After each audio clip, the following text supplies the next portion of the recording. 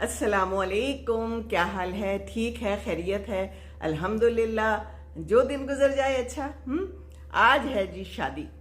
आज है मेरे भांजे की शादी, बहन के बेटे की शादी जी।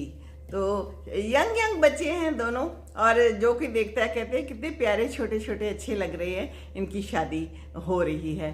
तो जवान बच्चों की शादी करें, हाँ, और यंग बच्चों की शादी करें, बच्चों के अपने निकाह करें, ज़्यादा रोड़े ना अटकाएं। अगर पसंद की शादी भी करना चाहते हैं तो करने दें। ये शादी मैंने कराई है तो निकाह करना बहुत ज़रूरी है, और बच्चों को जो है ना जल्द अज जल्द निकाह पे डालें।